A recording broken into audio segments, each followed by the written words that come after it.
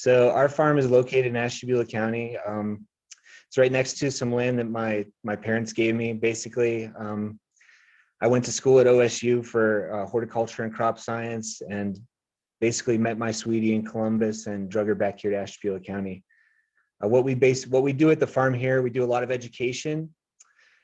We have classes throughout the year. We have one coming up that's not really a class, but more of a tour of our underground greenhouse. And it's all on our website, which you can see right here on it's www.redbeetrow.com. We also have a nursery where we sell plants that are native plants that are sort of useful in the agro landscape, the agricultural landscape, or beautiful for one reason or another, just native plants that we want to bring back to the area.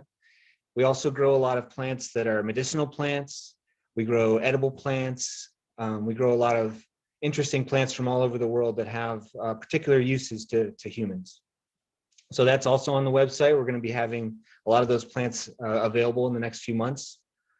We also do a lot of homesteading classes, things on just how to grow your own food, how to identify trees and wild plants in the landscape, how to use wild plants and wild herbs.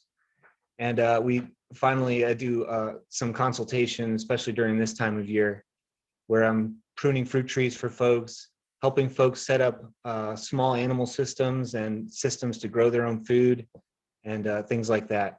But it's all available on the website, www.redbeetrow.com. So just a little bit about us and what we do and where we're coming from before we get going. So we'll get right into it. So when we're thinking about gathering seeds from native plants, the big thing that we want to think about is, when is the seed ripe? So this can be a technical question. So technically the seed can be ripe if you cut it open, and they're called cotyledons. These are the two initial leaves of the plant that are primordial within the seed. If those are fully formed in the seed, then the seed is ripe enough for you to save and for you to get to germinate. So that's a technical sort of definition of the process, but what we look for is for when the plants themselves are letting go of the seeds.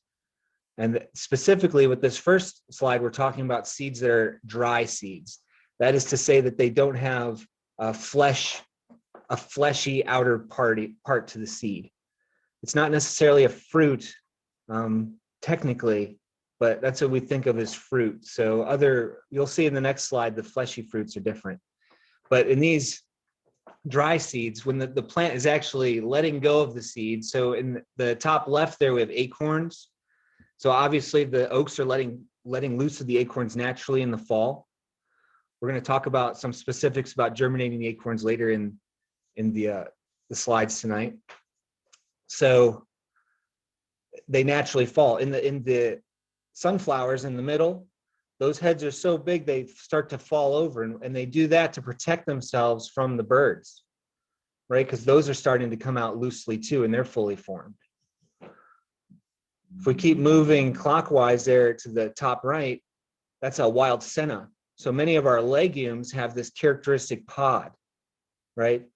And it's not necessarily all legumes. There's other sort of plants that have pods. Northern catalpa is a good example of a tree that has pods, and these pods will open up and the seeds will come out of there, although it's not a legume, right? So when those pods open up and the seeds start to fall of their own free will, then those seeds are ready to be harvested, right? With the maples there on the bottom right, when those seeds fall off of the tree and they start to helicopter their way down to the ground, they're ready to be harvested, right? A lot of times the seed capsules themselves or the fruit itself might turn dry. You'll see it turn brown, and you see this is sort of a characteristic of all of these fruit bodies. So if we keep going past the maples there, this would be an aster family plant. So it might be it's similar to sunflowers, but a lot of our like New England aster and our big leaf aster, and even like dandelion is a sort of a general example of this. A lot of the asters have this little fluff on them, which the wind carries, and it carries the seed off to the next place to germinate. So when those seeds are starting to free themselves from the plant and fall away, that's a good example of when the seeds are ripe. And these are dry seeds, right? So the capsule that they're in is going to be fully dry, and the seeds are pretty much going to be drying on the plant, okay?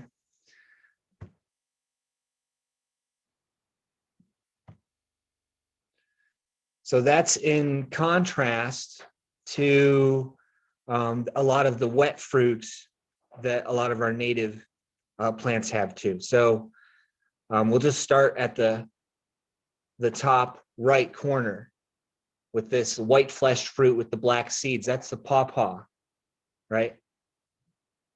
And right next to it is the persimmon, right? And continuing counterclockwise, it's ginseng. So a lot of the fruits themselves is attached to the seed. Right in the center there is passion flower. So that's a passion fruit, our native maypop, it's also called. So a lot of these types of fruits that contain the seeds for the plant will be wet. The pulp of the fruit itself oftentimes adheres to the seed itself. So this is a problem in storing and saving the seed and getting it to germinate the next year. Having this extra pulp or this extra material on the seed means that when we go to put the seed in cold storage, because we're going to talk about this in a little while, but many of these seeds need to go into the refrigerator for several months before they'll germinate. So during that process, if those seeds have extra fruit pulp on them at that point, there's a lot of not so beneficial fungi and bacteria that want to grow on that sort of medium.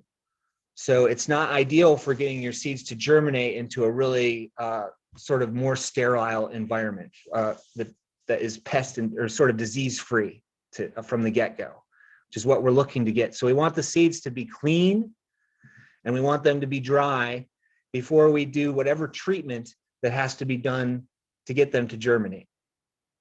So there's going to be different treatments for different types of seeds, and that's going to be sort of the theme of what we're going to be talking about over the next few slides, right? So that top left with the red berries and the 5 leaves, that's ginseng, right? Right below it, keep going counterclockwise, that's American pokeberry, right? Continuing on the bottom, that's golden seal.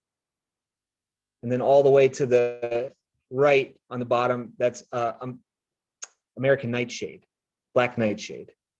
So all of these fruits need to go through a similar process to free the pulp from the seeds. So we're going to talk about next here.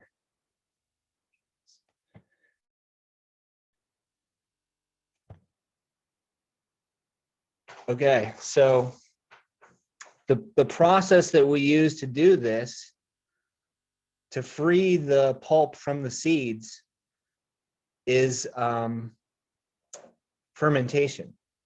So what we will do is we'll take the fruit with the seeds, and usually we'll clean as much of the fruit off of it as we can off of the seeds, but oftentimes we're not able to clean all of that fruit off of, obviously, and that's the problem. So we'll put the seeds with whatever fruit is left on them in the water, and you leave that for a few days, and the fermentation process breaks down that pulp, and it comes freely off of the fruit, being washed in water at that point. So we've added yeast to that water and made little fizzy drinks from it, because we're making it from fruit, and that's really nice to do too, but it cleans the seed, and that's the point. The point is that we're getting that seed nice and clean. So that also in that process, this is something that we didn't really get to talk about, but in that process, good seeds will sink down to the bottom. And bad seeds, those that have been infested with pests, will float, right? Because they have a hole inside in them and they're hollow. So this is useful when finding the good seeds with the acorns and some of the larger dry seeds as well, because they do the same thing. Just to float test them to sort of sift the good seeds from the bad seeds. But this fermentation process is really good to get us to a point where the seeds are clean. And that's what we're looking to get, clean seeds. Then we can dry them.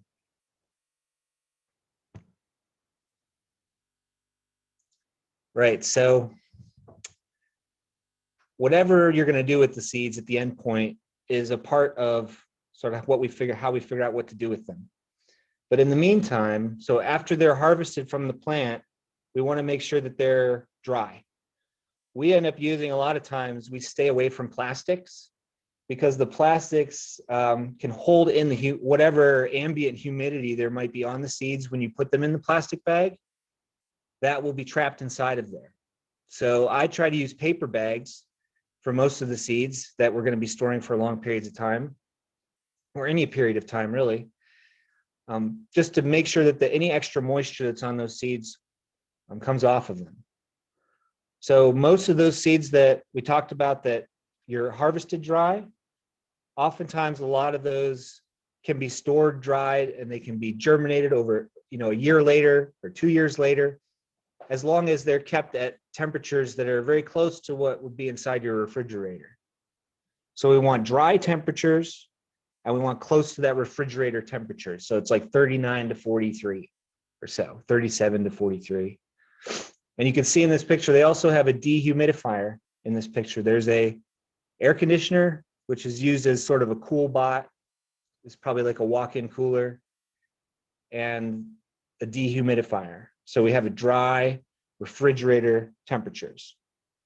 And this is what we're looking for to store the seeds for any amount of time that we need to store them. You can get by for short periods of time, just having stuff out on the counter or, stored in sort of a willy-nilly type of way, as long as you're going to be germinating those seeds fairly quickly after that. So what we're doing is reducing the viability of them over time, the longer that they're stored in a poor environment. So some types of seeds will have to go through a process called stratification. And stratification is basically, it mimics what seeds have to go through when they are out in the outdoors, sort of natural conditions. So when an acorn falls from the oak tree, or in this top left picture, these are butternuts, a type of walnut that's native. So when that butternut falls from the walnut tree and hits the ground and the squirrel grabs it and runs away and buries it somewhere, that seed is going through a cool, moist stratification until it can germinate. And if that squirrel happens to forget about it, then and the seed is far enough from the surface that it doesn't get frozen too badly, because this is a thing that happens too. The temperatures have to be not at hard freezing, but right around freezing and above temperatures, which right under the soil, 6 to 8 inches, that's right about where that's at most of the season, or the winter, excuse me. So that's what we're looking to mimic. We want to make sure that the seeds are moist. So in this top left situation, you have a 5-gallon bucket, and that's sand in the bucket with the butternuts, and the sand is moistened. There's also holes in the bottom of the bucket so that any extra moisture can drain off. We don't want the seeds sitting in water all winter. We want them moist, but we don't want them sodden, right? So what we'll do is we'll put a layer of nuts and a layer of sand and a layer of nuts and a layer of sand, and all the sand is moist, right? Like we talked about. And this bucket can be buried out in your yard. You can have hundreds of nuts in there. It can be kept in a cold basement, can be kept in a cold garage that doesn't get too, far below freezing. And then in the spring, what we want to do is check those nuts. So when the temperatures start to get warm like they are right now, we're kind of right in the thick of springtime trying to happen. We want to be checking these seeds. I do a lot of stuff in the refrigerator, so I have dates on it. So there's lots of different ways to do this, and this is my point. So the big, large seeds work well in the 5-gallon buckets. On the top right there, that's actually a plant, just a cell that you could buy from Home Depot or Lowe's that has potting soil in it, that's inside of a plastic bag. So being that it's inside the plastic bag, all of the moisture that's inside of it is contained in the bag. So you're not in there watering this plant inside your refrigerator for, once a week until it germinates. So that technique is useful when you have really small seeds. So like right now in the nursery, we have a plant called figwort, we have some meadow beauty, and a couple other plants that have really small seeds. A bone set is another one that has really small seeds. They're like dust. So we don't want to put them in sand and mix them all up with the sand to have to try to find them later. We put them on the surface of the pot and make sure that the soil is sodden inside the pot. And we put that inside of a plastic bag. Or I like to use like greens, like containers that you would buy greens from the store in. They're like plastic containers that have plastic clear lids. And those work really well too. So we start the seeds on the surface of the soil inside the containers that are kept, it keeps it moist. And those really fine dust-like seeds can go through their stratification of however many days they need to, and then you can check them. So what we do when we put them in is, when I put the seeds in the refrigerator, I put a date on the bag or on the pot or whatever it is, or on the 5-gallon bucket if it's outside. And then I know that that plant needs to go through 30, 60, 90, 120 days of cold stratification, because this is all information that we can sort of find. Then I just check it after that amount of time. So if a lot of plants I put in December, and then right next to them I put they need 90 days. So we checked them and took them out, and now they're starting to germinate on the windowsill. So this cold stratification is sort of a big hurdle for a lot of growers to get over, but a lot of our native plants have to go through this. If you think about it, it's because we live in a very cold climate, and this is sort of the natural process that's happening. All these plants evolved in a place that gets to a cold temperature for 6-7 months out of the year, every year consistently. So that's what the seeds need to go through in order to germinate. Some seeds, like this bottom right picture, we do put in little plastic bags. If I only had a couple of butternut seeds and I didn't have enough to put in a 5-gallon bucket, I might get a 1-gallon bag and use sand and put it in the 1-gallon bag and use that instead. But the technique is pretty much the same. They go into the refrigerator, they get labeled, we pull them out when the time is right. A lot of the information for how long each particular species needs to go in the refrigerator is, so the universities have done a lot of that work to figure that out, but I get a lot of it from a company that's out of Minnesota that's called Prairie Moon Nursery. They sell a ton of native plants. I bought a lot of native plants from them for the nursery, stuff that I've wanted for the area. And it's called Prairie Moon Nursery, but they give good instructions on how to germinate all of these plants on their website and also with each plant. So this is something that I look for in a nursery that I'm trying to buy from, especially seed. If they don't give you any kind of an idea how to start these, weird native plants that you're trying to start, if they don't give you very specific instructions, it's usually a red flag for me. Because what I've found is a lot of these seeds need very specific instructions on how to get them to germinate. So that's stratification. It's really important for all kinds of trees and shrubs and herbaceous perennials. Not many native annual plants have to go through that, but we don't really have tons of native annual plants anyway.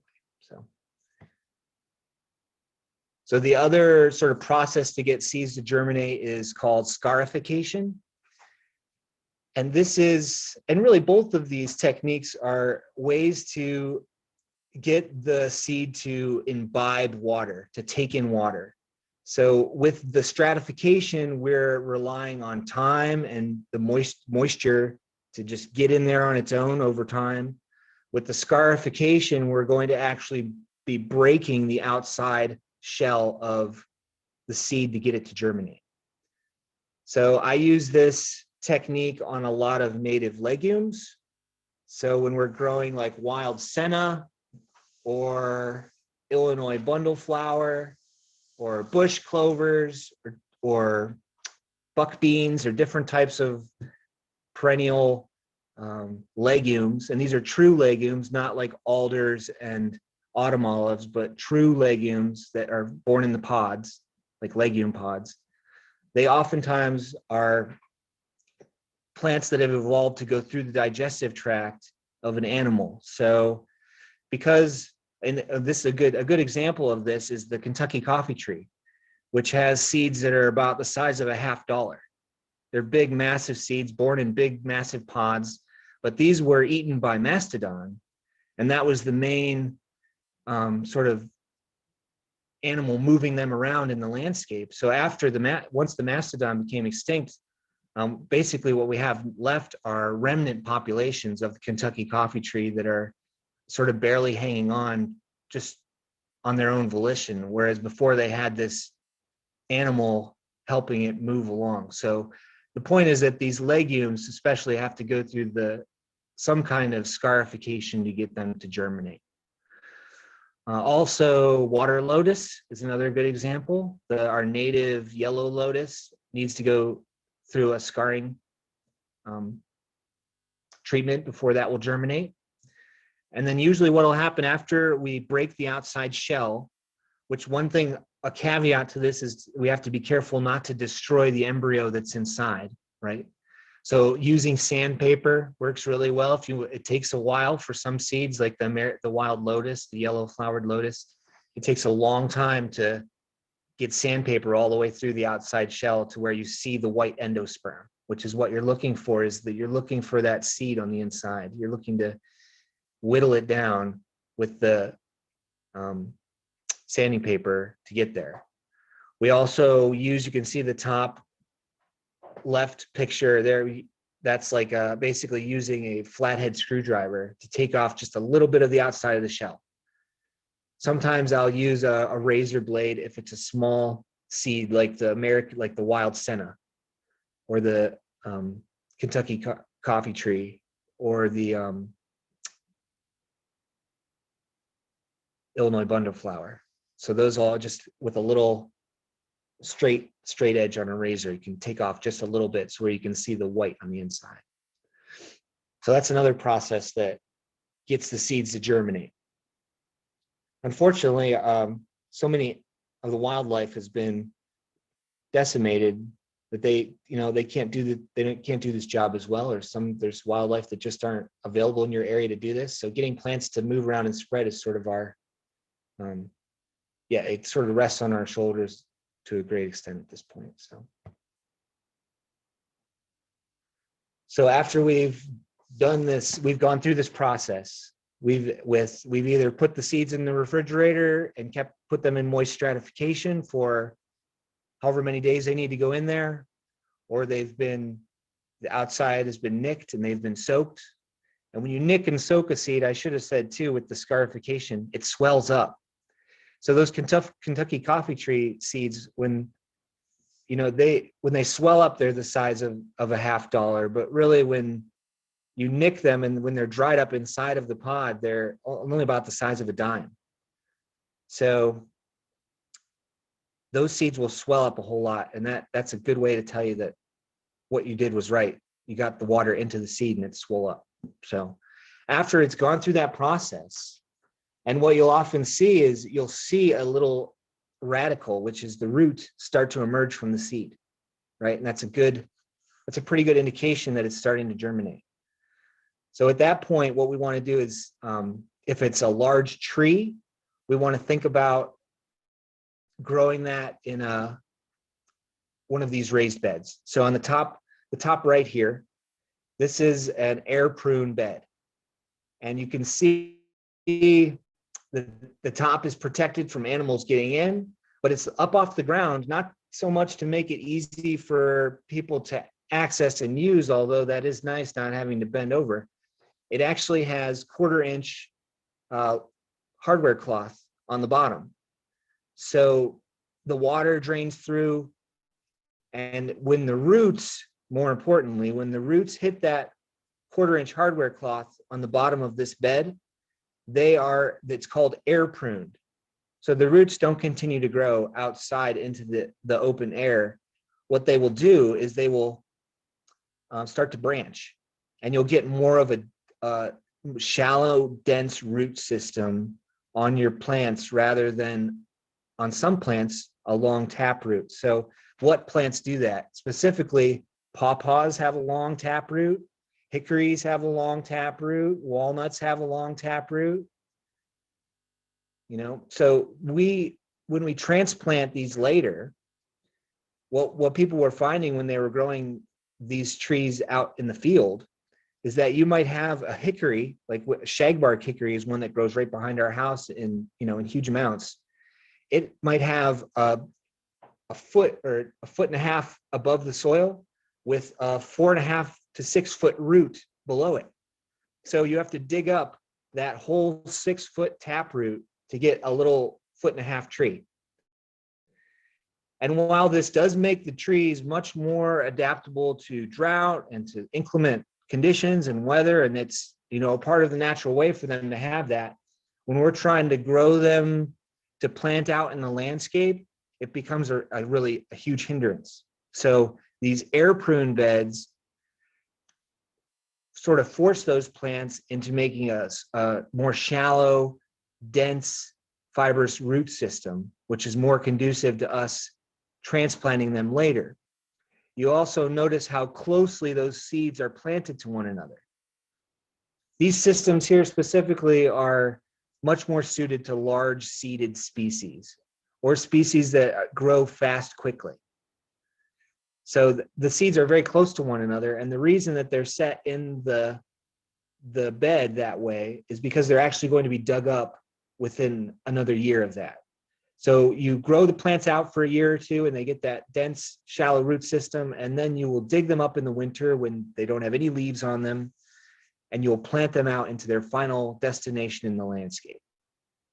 So in the backyard scale, it might look more like this bottom left, where you have one single pot and you have many different species of trees and shrubs in there. And you're going through the same process, but with just a much smaller amount of plants. So with the herbaceous plants, we'll talk about that. We'll get on the next slide, what we do with all of those herbaceous plants that we've overwintered. Okay, so you can see on the top right, that's the kind of container that I use for a lot of the perennial herbaceous species that have to go in the refrigerator for some kind of stratification period that I don't want to mess with through the whole time that they're in there. So I put a lot of this stuff in December and early January, and on the top we write what it is, how long it needs to stay in the refrigerator, and then when it comes out and those seeds start to germinate, I usually wait until they have their first or second pair of true leaves, not the baby leaves that are the first leaves that come out of the soil, but they're true leaves. And then once they're a little bit larger and they're still inside that container, I'm taking the lid off by this time because they've grown out of the lid. Then I will pull them out of there and put them in pots, right? So the name of the game in the nursery biz is to go from one pot, the pint, all the way up to the 25-gallon tree. So that's kind of how we can think about it. As long as the time as you want to stage the plant before you can plant it is going to depend on how many times you're transplanting it into these pots.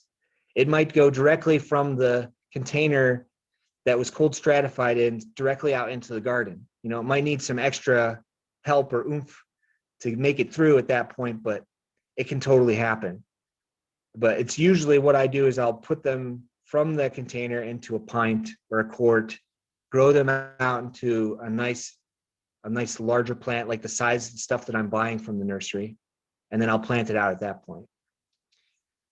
So in the bottom right there, you can see these are beds of trees that are grown in the ground, very dense, close spacing to one another, right? They're grown that way so that you can pack a lot of them into a small space. But the whole point of the thing is that we're actually going to be digging them up once they have been in there for a few years, usually before they get their roots down too deep.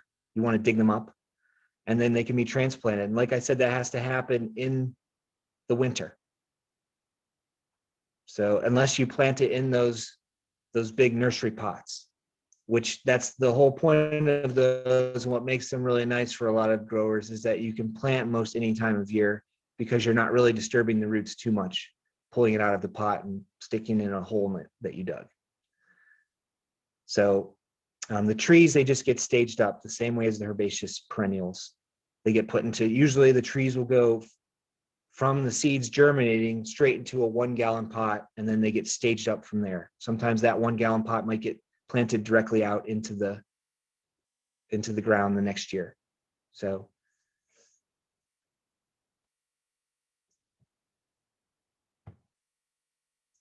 all right, so now we can do sort of some species profiles. So with the oaks, these are a really good example because they're growing all over the place. There's a white oaks and there are red oaks. So these are sort of the two groups of the oaks, and they have distinguishing features between them. One of the features is that a lot of the white oaks germinate in the fall. So when the white oak or the swamp white oak, when those acorns fall in the fall, they put down a root and they start to grow right away. One of our native chestnuts called a chinkapin also does this, germinates in the fall, puts the root down, and that root stays down all winter before the above ground parts even emerge. So this is something that we want to know if we want to be producing the oaks. Instead of putting the acorns in the refrigerator, we want to put them in their pot right away in the fall, or in some kind of bed where that root can go down into. It might be a root pruning bed, like we saw earlier. So that's the white oaks. They emerge right away. But with many of the red oaks, including the bur oak's actually a white oak, but the bur, pin, and red oaks need 30 to 60 days of cold stratification. So the oaks are really, they're a really easy one to do.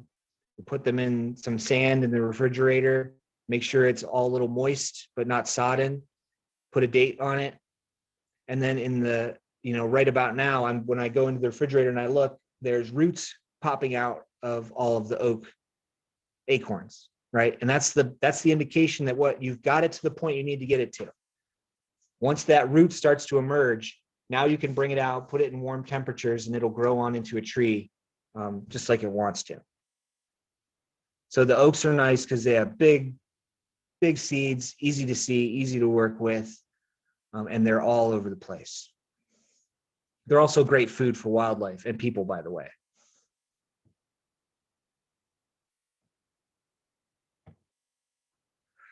So the walnuts and the hickories, these are very closely related plants. These are the tap-rooted plants that I sort of mentioned before. These are the best ones for air-pruned bed that has that hardware cloth on the bottom. So when the taproot tries to emerge out of that, it'll get burned back by the air, the open air, and it will make more of a dense fibrous root system, which is what we're looking for on these walnuts and hickories when we want to transplant them out into the landscape. So you can identify the hickories from the walnuts. Around here, a lot of our hickories have pretty shaggy bark, although we do have some bitter nut hickories that do not. But the suture on the fruit is the best way to, at least looking at the fruit, it's a really good way to tell one from the other. There's a suture line there right on the hickories. There's also a lot of other differences too we won't go into, but both of them need very similar treatments, and they'll actually need to have the outsides cleaned off of them. So on the walnuts, this can be kind of a pain in the butt because they have a dye that can dye your hands and it can last for quite a long time. So you want to run them over with your car is the best thing to do. Put them in the driveway, run them over with the car.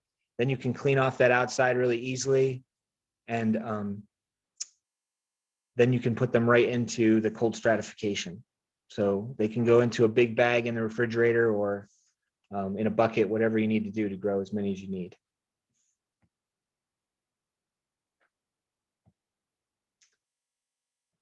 All right, so these all these different examples are sort of going through ones that need a little different treatment. So with these three species specifically, these are species that need a warm and a cold stratification. So they need a period in the warmth and they need a period in the cold. So the good example of this is that bottom picture. That's the red elder. So the red elder, the seed is ready in the middle of summer. So it blooms very early, and by July, there's ripe seeds. So we harvested the seed in July, and it went right into a container that was clear container with some soil in it that was moist with the lid on it. So it kept that moisture inside of it. And it sat in there from July until November. It was sort of in outdoor temperatures. And then I put it in the refrigerator. And it was in the refrigerator until just a couple weeks ago. And now the seeds are germinating. So it has to go through that warm period, then a cold period, then it is ready to germinate. And the same is true with the bladder nut, which is the top right picture, sort of a little shrub with nice edible seeds. It tastes like pistachio. And the American snowbell, which is not so common native plant, but also has some edible fruits. Also very beautiful. So both of these, they all kind of need that same treatment, and they're all plants that we have in the nursery or we're going to have for the fall. So we already been through that gauntlet, getting them to germinate.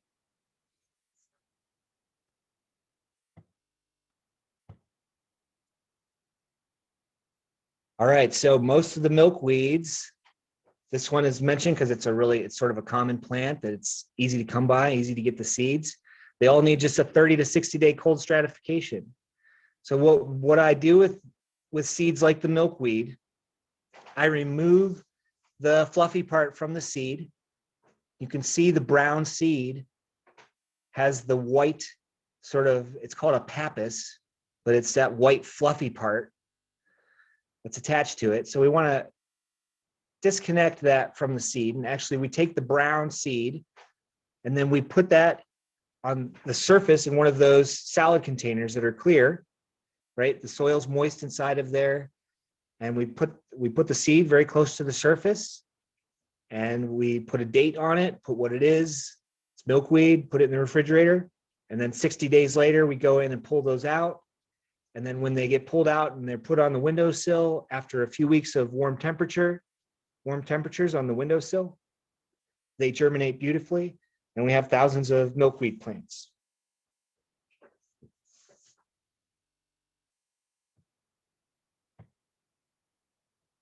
So Joe Pye and boneset, both very closely related aster family plants. These are really small seeded plants. So a lot of the herbaceous perennials will have really tiny little seeds. Like I said, those are ones you want to put inside of the salad containers, the same way as the milkweed. And they go through their cold strat, and then voila, after a couple weeks in the warmth, after they come out of the refrigerator, they germinate beautifully. These are all germinating right now for us. They're just getting their first set of true leaves coming on. So we have both of these in the nursery actually this year. That's pretty cool. Whoops. So like I said, a lot of the native legumes, the true legumes, not like the New Jersey tea legumes, but like the true legumes that are leguminosæ, that are born in pods, seeds are not dormant. So they're used to going through the digestive tract of an animal and getting broken before they will germinate. So if we want to grow Baptisia from seed, the blue false indigo, if we want to grow the wild senna or the hog peanut or the Illinois bundle flower or even black locust and Kentucky coffee tree, these are all plants that that need to go through that same process where just the outside of the seed gets broken enough so that the water can get to the inside. And then once they're put on the windowsill in those warm temperatures, they germinate quite beautifully as well. One thing I will mention about the windowsill is like the windowsill needs to have enough sunlight for the seeds. It needs to have direct sunlight for at least 6 hours of the day. So if it's not getting enough sunlight, your seedlings are going to stretch way out. And this is almost like we're getting into another type of class, but I just want to mention that you need some intense light to keep your seedlings small and robust and not getting large and lanky and falling and sort of drooping over the pot. So.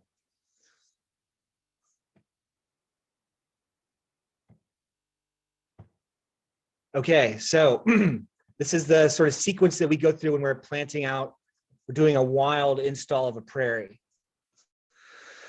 So what we want to do and what they tell you to do is to kill off the grass, the first thing. So what most places are recommending you do is that you go and get Roundup and you spray Roundup to kill the grass and whatever plants are growing there. We've decided not to use Roundup. I can go on and on about Roundup, but I won't right now. I would just state that the weed barrier works just as well. It works remarkably well.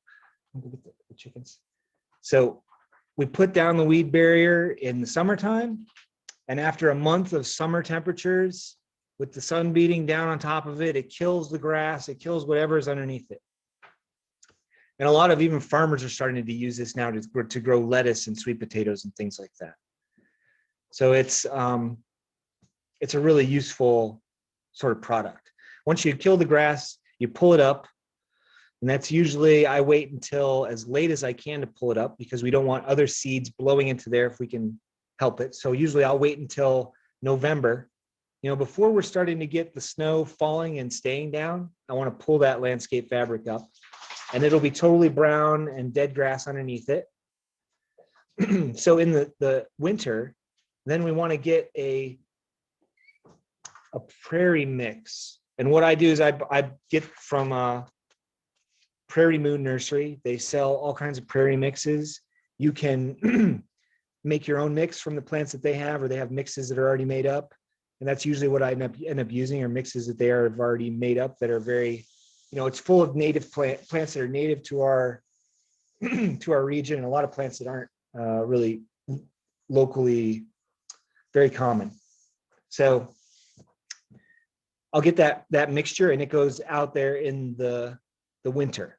So the thing about doing it in the wintertime is when you sow the seeds on that bare earth in the winter, when we have a heavy frost, all of the moisture that's in that top layer of soil heaves the soil. So it actually pushes the soil up when we have a hard frost. And then when that defrost sort of happens, it relaxes. The seeds that are on the surface there get sucked down into the soil. So this is how we can get those seeds down in and work down into the soil so that they will germinate. There is some maintenance of that prairie for the next couple years. We're mowing to keep the grass at bay, which is really important for the long-term maintenance of the prairie. All right, so that's my whole presentation. Yeah, and I guess we'll go into questions and stuff now. Yeah. Awesome. Thank you so much, John. That was very informative. We do have a few questions, so we'll get right into them. So first one up is from NC. She asked, if a seed requires 30 days of moist stratification, will it go bad if you forget and leave it in the refrigerator for 2 or 3 months? I had a few people ask similar stuff to that. Yeah. So what I've found happens is oftentimes those seeds will either not germinate because they're actually dependent on warm temperatures to germinate after they've gone through their stratification time, or they will germinate in the refrigerator. I'm sure that they probably would rot at a certain point, but I haven't got to that point yet. I've left seeds in there for 4 to 6 months, just forgetting about them sometimes. I haven't left them longer than that. I'm sure there's probably a limit to that for sure. Yeah. And, Northeast Ohio, you never know, those wet springs, it might go on longer than you anticipate. We've seen that in the past. Let's see. For sure. Someone asked, it looked like the outer layer of the butternut squash has been removed. They asked if there was a process for that, or if that was part of a process. I think that was one of your earlier slides. The butternut squash. Yeah. I don't know.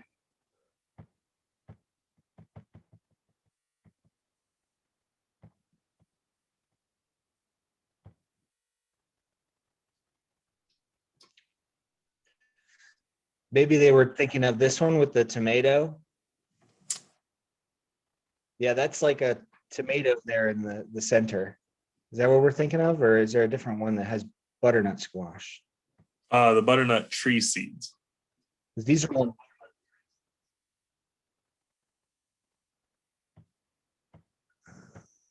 the bladder Butternut nut, tree. maybe. Oh, okay. Okay, the butternut. What was the question again? I'm sorry. Do that one more time. They said it looked like the outer layer had been removed, and they asked if there was a process for that. Yeah, so just like we talked about with the walnuts, the butternuts have this smooth casing on the outside that needs to be removed. So the best way to do that is they look very similar to the walnut here on the right. When they become ripe, they'll turn brown and they fall off the tree, but that brown that's on the outside can stain your hands and last for a long time. So you want to wear gloves. There's no way around it that you have to get your hands a little dirty. You have to use your hands to clean the outside of the skins off. They have machines to do this at an industrial scale. Yeah. But what we do is we run over the walnuts or the butternuts with our car first, and that breaks off the outside of the shell. And then they can easily be taken off with gloves. And then they go right into the stratification. Excellent. All right. Will trees that are air pruned at the nursery later develop a taproot when they are planted outside in a permanent location? That's a good question. From what I know, they won't develop a taproot in the same kind of way that they would have if the seed had germinated directly in place. So they will have some taproots on them, but it won't be the same as what a true taprooted tree would be at that point. So they will be more susceptible to drought, really, is the main thing. The taproot is what saves the plant. It's really just mining water and some minerals from that depth that it's getting with the taproot. Excellent. All right. Someone said, when planting trees in the landscape, do you use tree tubes? Are there certain trees that do or don't like them? I'm assuming they are referring to tree tubes. Yeah, so the tree tubes work really well for things that aren't multi-stemmed, at least for us. I don't put like June berries and hazelnuts are multi-stemmed shrubs, and they don't seem to like the tree tubes very much. But the tree tubes are great for everything else. We have a lot of deer pressure out here, so the tree tubes allow the seedlings to get up above where the deer can reach them quickly, and and they're fairly inexpensive. So most things are happy in the tree tubes that are trees. But as you get into the shrubs and the multi-stemmed stuff, they don't seem to do as well. Yeah, excellent. Yeah, and at least in Ashtabula County, there's a lot of deer pressure. So if you've ever tried planting a tree, you know how helpful that can be. Let's see. Someone said they checked out your website, redbeetrow.com. Again, if you missed that, they couldn't find native plants for sale. Is that available? Yes, so we're going to start listing plants in the next month, and they should be ready around Mother's Day. So we start listing them in April, and then by May and June is when we're actively selling a lot of plants at that point. But everyone should know what we have by next month. I'm putting that out there. Excellent. Maybe that's something we can direct people to on our website as well, to your website. Awesome. Let's see. Someone asks, could you provide? If folks want to sign up for our Go ahead. Sorry, I was just going to say, if folks want to sign up for the newsletter through our website, that's a good way. It's on the homepage of our website. That's a good way to stay up to date with what's going on with the farm. Awesome. All right, someone asked, can you provide more details on the attributes we should look for in a weed barrier to kill grass over the summer if we are creating a new garden bed or prairie? Any tips for initial grass killing success? Yeah, you just want to use ideally it might be semi-permeable, but it's not going to let enough light through for things to grow. So that weed barrier that I showed a picture of is the stuff to use, but you could also use like cardboard or sometimes like the paper bags that folks leave leaves in out by the end of the road. You see that those are really good to put down to kill the grass.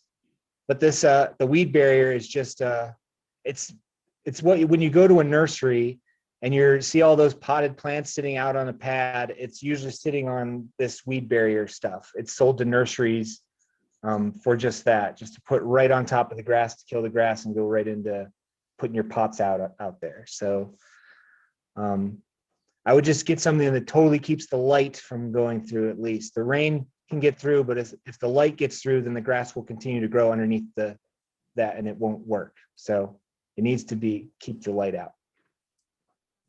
Deborah asked, do you collect and start goldenrod seeds?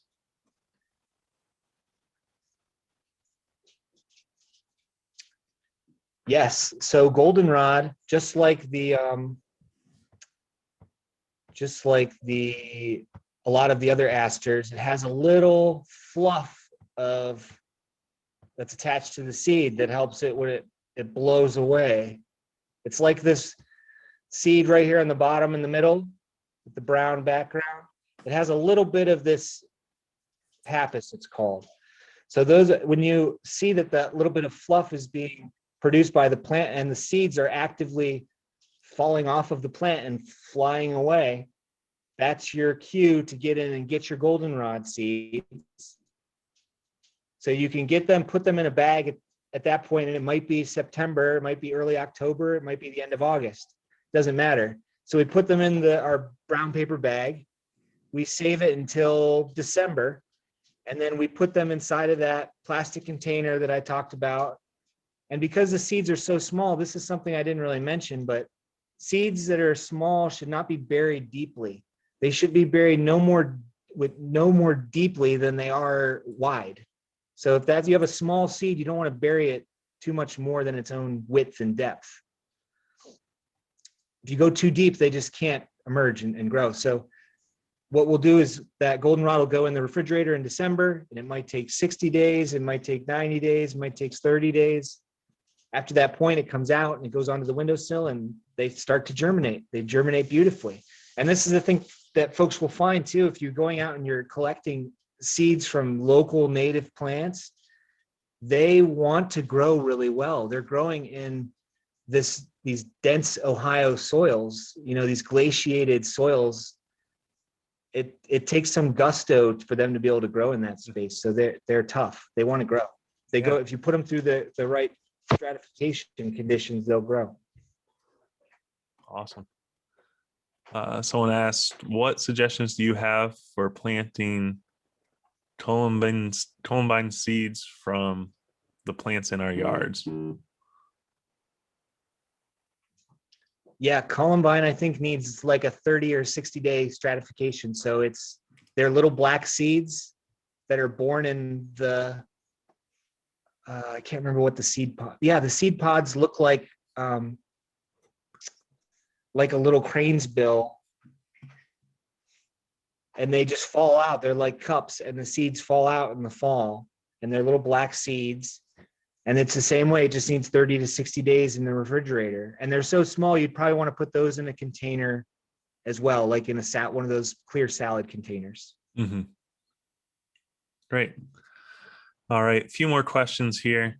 How long do you ferment seeds that have fruit? If too long, do the seeds sprout? Is it always just 2 days or so? Yeah, so usually it's pretty short. And when the temperatures are warm, especially if it's indoors and you're above 70 degrees, it's only going to be 3 or 4 days, maybe at the most. But you will see that because you're going to be checking these seeds every day, you're not going to be forgetting about them on your counter. You'll see that the flesh will start to fall off of them really easily. Whereas you have flesh that's adhering to the seeds when you first put them in, after a few days, the flesh is falling right off. And a good way to tell is to just put it under the sink and turn the water on, and just the water flowing into the vessel you'll see the pulp come off of the seeds themselves.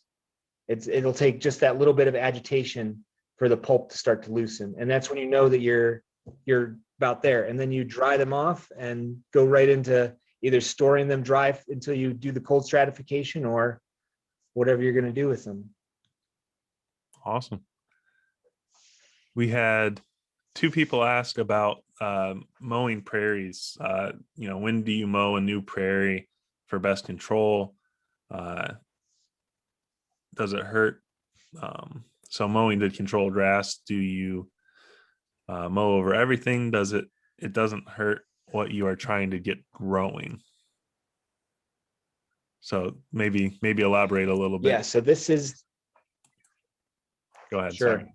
So most of the stuff in the prairie mix is herbaceous perennials, and those plants can take that being cut a lot better than the grasses, like the lawn grasses and cool season grasses are going to be trying to go into your prairie.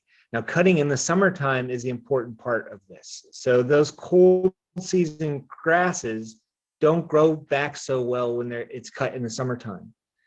So usually it'll be in high summer, or right about when we're getting towards the end of summer, where we're going to have rains here in the next few weeks. That'll be one time to cut it. And sometimes in late spring when we're getting like May into June. So it's usually like May, June, and then maybe August or so. And you only have to do that a few years, and it becomes apparent that your prairie species will be growing better and faster than the species that we're trying to outcompete. Excellent. Reese asked what your thoughts were on seed provenance. Provenance? What is that word? Sorry, hold on. Provenance? Yeah, small on my screen. And provenance of woody plant materials. Yes. So this is why I decided to get into doing these kinds of classes, because basically the provenance is very important. So provenance relates to where the seed specifically came from. So if I'm starting, some of these native plants that we're starting for our nursery came from a nursery in Minnesota.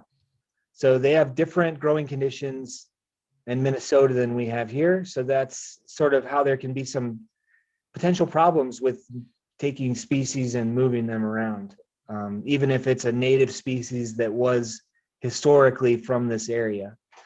So ideally, we would be taking as many species as we can from the local landscape to grow out for our gardens. So unfortunately, especially with the prairies, our remnant prairies in Ohio are pretty, there isn't a lot of them.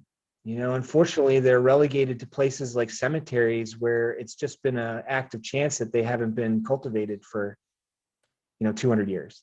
So as many plants as we are able to get from our region, I think it's ethically, it makes sense to do so, but there's a lot of stuff that, was historically here that has been extirpated from the landscape for just through the progress of Ohio becoming what it is, the forest being cut down and the roads being created and everything else. So All righty. So a few more questions here, two more questions. The first one is, how would stratification occur in nature? right. So the example that I used was of the squirrel and the butternut. So those squirrels are out gathering acorns, they're gathering butternuts, they're burying them out in the woods, and they don't get to all of them, right? So some of those seeds are being buried under the ground, and they're in a space where they're not getting below freezing too much, and they're staying nice and moist, which is the exact sort of same conditions that we're looking to put them through in our refrigerator. So a lot of those seeds just naturally will fall. As far as like the goldenrod or something like that, those seeds are small enough that when they fall, and then we have that heaving process in the winter when the soil actually bulges up, and then when it defrosts, it sucks those seeds back down, and those small seeds can fall that way. But insects, earthworms, squirrels, all sorts of other helpers are doing the work. But unfortunately, because these animals and other species are attached to other parts of the ecosystem, that when they go down, like when we cut down the forest and we lose certain species that are, big parts of these other species' lives, they can't work as well anymore. So some of these plants become less common because the insect or animal species that was moving them around or they were relying on to get moved around is no longer there. So that's why people can step in and start doing this work of planting these plants around. All righty. One more here for you, John. Thank you so much again for answering questions and the great presentation. This question is, someone asked about trying to grow winter seed sowing in melt juds starting in January. They tried winter seed sowing in melt juds starting in January. Will the natives that have already germinated freeze in the juds when we get a cold snap? They're storing their melt juds outside next to the garage.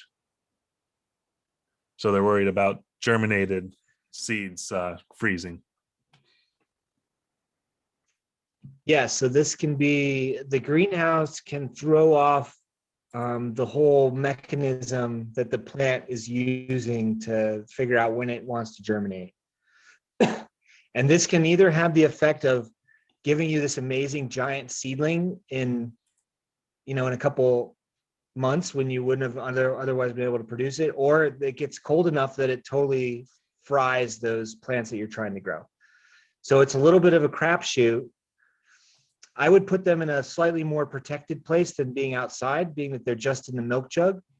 So if you think about it, in those little greenhouses during the day, when like today, it got up to over 60 degrees. So inside that little greenhouse, it was probably 80 plus degrees. But at night, it's still getting into the 30s, 20s, and 30s. So those plants are going to that 80 degrees during the day, and then they're still getting just about as cold as the outdoor temperatures at night. So they're not getting the protection at night when they really need it, and they can get fried. Now, some plants can hang tough and make it through this just fine, and other plants cannot. So I would put them in find a place that has good sunlight that is maybe slightly more protected, like a sunroom or a really nice sunny window that gets 6+ hours.